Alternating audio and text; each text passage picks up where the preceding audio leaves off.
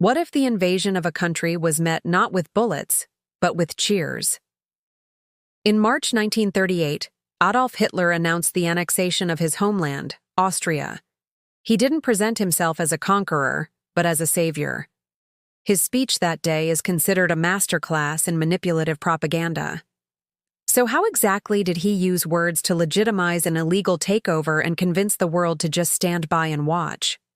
In this video, we'll dissect the rhetorical tricks Hitler used to sell the Anschluss and show how his carefully crafted language set the stage for a world war. To really get the power of Hitler's speech, you have to picture the world he was speaking to. The year is 1938, and Europe is still haunted by the ghosts of the First World War.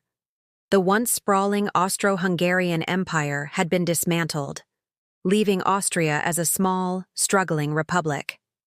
It was facing severe economic hardship and political chaos. The peace treaties that ended the Great War, specifically Versailles and Saint-Germain, flatly forbade any union between Germany and Austria. For many Germans and Austrians who shared a language and culture, this ban was a source of deep resentment, and the dream of a greater Germany never really died.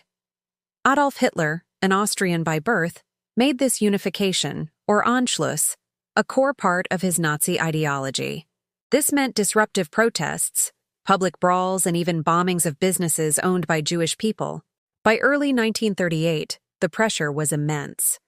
The international community, especially Britain and France, showed little interest in defending Austrian independence, seeming to think a union was inevitable. Austria was diplomatically isolated.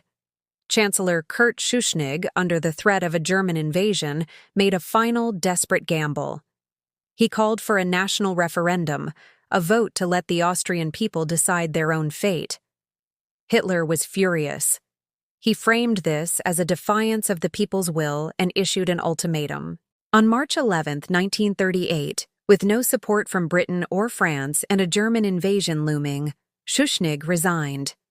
In a radio address, he ordered the Austrian army not to resist the German troops that were about to cross the border. The very next day, March 12th, the German Wehrmacht rolled into Austria without a single shot being fired. Hitler had his pretext.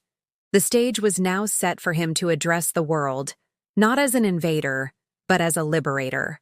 On March 15, 1938, Adolf Hitler stepped onto a balcony of the Hofburg Palace in Vienna, a historic symbol of imperial power. Before him, a massive crowd had gathered in the Heldenplatz, or Heroes' Square. The speech he gave wasn't just a political announcement, it was a carefully constructed spectacle, a total experience designed to overwhelm and persuade. It relied on several key manipulative techniques. The first was casting himself as the mythic national savior. Hitler didn't act like a politician or a general. He played an almost religious role, a man of destiny, fulfilling a historic mission given to him by Providence. He spoke of his faith and his mission to reunite the German people. By framing the Anschluss with this mythic emotional language, he turned a political act into a sacred destiny. He wasn't just annexing territory, he was correcting a historical injustice. This tapped into a deep well of nationalist pride and the desire for a return to greatness after the humiliation of World War I, positioning himself as the only one who could deliver it. The second and most cynical technique was legitimizing aggression by manufacturing reality. The entire event was pure political theater. Hitler didn't just claim the Austrians wanted the Union, he manufactured overwhelming proof. Newsreels broadcast images of cheering crowds greeting German troops with flowers and Nazi salutes. These images were carefully curated. The crowds were real, but their enthusiasm was amplified by propaganda and the genuine relief of some that a period of instability was over. The media, now under tight Nazi control, pushed a narrative of unanimous joy. This all led to a plebiscite on April 10th. With German troops occupying the country, the vote was anything but free or fair. Threats and coercion were common. While voting booths were technically available, the intimidating presence of Nazi officials meant the ballot was not truly secret for many. The result was a supposedly overwhelming 99.7% approval for the Anschluss. He portrayed these agreements not as pillars of peace, but as tools of humiliation meant to keep the German people weak. By defying them, he wasn't an international outlaw. He was a courageous leader standing up to a rigged system. For people who had suffered economically and psychologically after the war, this message was incredibly powerful. He was righting the wrongs of the past. This transformed an act of aggression into one of liberation. Finally, the speech was part of a larger spectacle of power. The words were only one piece of the puzzle. The entire event was a total experience designed to showcase the power and unity of the Nazi regime. The mass rally, the uniformed soldiers, the sea of swastika flags, the dramatic imperial setting, it was all meant to create a feeling of overwhelming strength. The speech was broadcast on the radio, a powerful new medium that piped Hitler's voice directly into people's homes. The Nazi propaganda machine, led by Joseph Goebbels, made sure this was the only message people heard, relentlessly repeating the story of a triumphant and righteous reunification. The consequences of Hitler's speech and the Anschluss were immediate and catastrophic. Almost overnight, Austria ceased to exist as an independent nation. It was absorbed into the German Reich and renamed Ostmark. What followed was the swift and brutal Nazification of every aspect of Austrian life.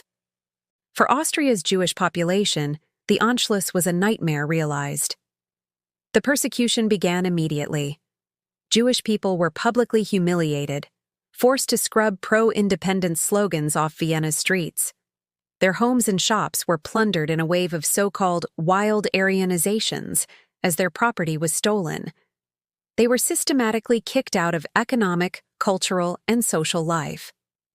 This wave of persecution escalated over the following months, culminating in the horrific Kristallnacht pogrom in November 1938, where synagogues across Vienna were destroyed and thousands of Jews were arrested and deported to concentration camps.